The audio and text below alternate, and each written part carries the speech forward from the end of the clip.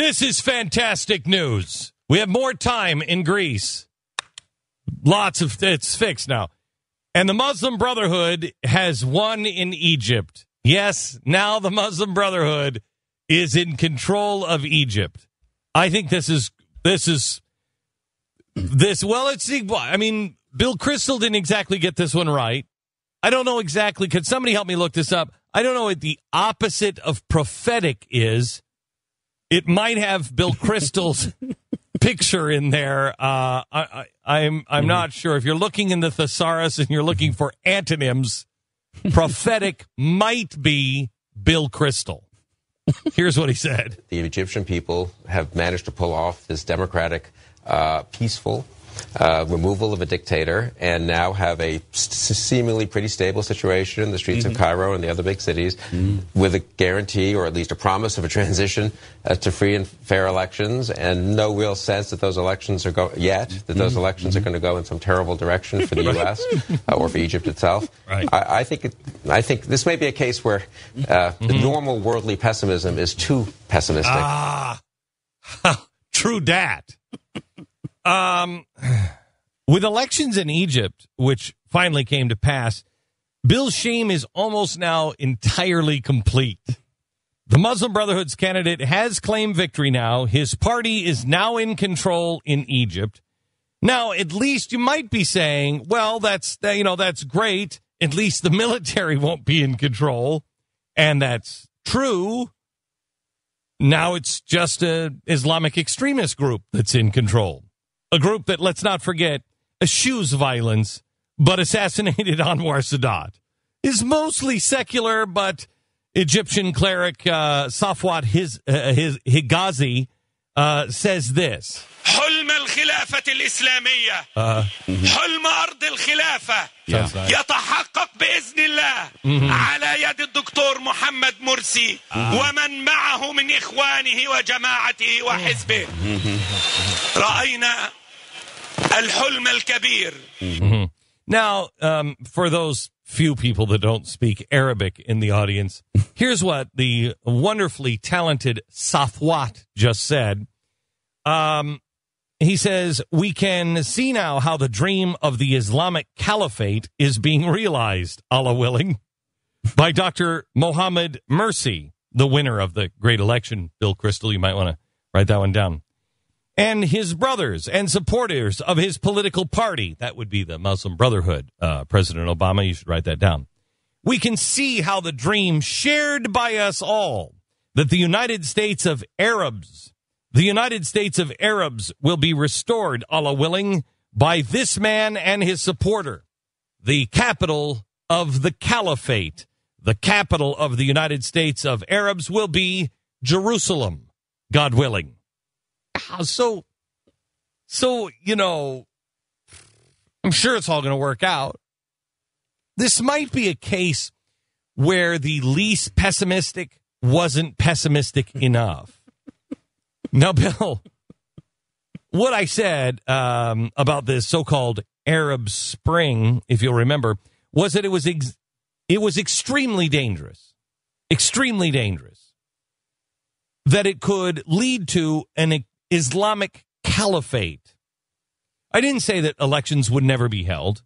I said that we should be very concerned about what's taking place there because it could be very bad for the United States and Israel. Yes, the other guy was closely tied to Mubarak and the military, and people were rightly troubled that if Ahmad Shafiq would win, it would be more of the same. But what do we have now? Definitely not more of the same. Now we have a battle for power between the military and a new Islamic regime that wants a caliphate with its headquarters based right there with chaos. Not to be confused with control. With chaos in Jerusalem. By the way, it kind of goes hand in hand with the destruction of Israel, but who's counting at this point? Now we have a regime that seems likely to turn Egypt into an Islamic state that will crack down on freedom and be an imminent danger to the Christians in Europe. They're already making Christians now pay for the right to be Christians. You know that's happening? From the sands of Tripoli. What is that song? How's that go? The sands of Tripoli. I'm trying to remember the whole song there, for the Marines, which were, wait a minute. The Marines were created because Thomas Jefferson said, we got to stop this Islamic nightmare from spreading because they want to kill us all. And what were they doing? They were charging America ransom. You go ahead and be non-believers. You go ahead. We're just gonna charge you for it. So we were paying them an anti-Islamic tax, if you will. We're not Islamic. Pay the tax. Ended up being 75% of our annual budget in the United States. That's why we went to war. Because Thomas Jefferson finally looked at this and said, this is insane. What are we paying 75%? And what do they want? Then he went and got a copy of the Quran. Then he printed the Quran, put a little warning in it, and said everybody in America should read this thing because these people are nuts. And they'll kill us all. We can't coexist with this. That's why we fought our first foreign war. Thomas Jefferson, which he's exactly like Ron Paul. He says, stay out of everything. Oh, wait a minute. No, he didn't.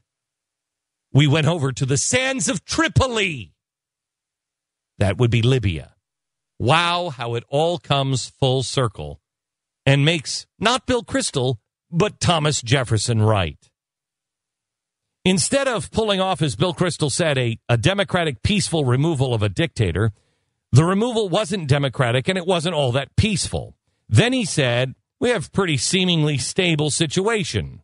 Seemingly and pretty being the operable words. The parliament has been dissolved. The building is surrounded by troops. The Muslim Brotherhood has set up an interim assembly not recognized by the military. Both sides are jockeying now for power. Seemingly, it seems like we have a somewhat peaceful situation. What we have then, Bill, is an absolute mess. And here's the good news.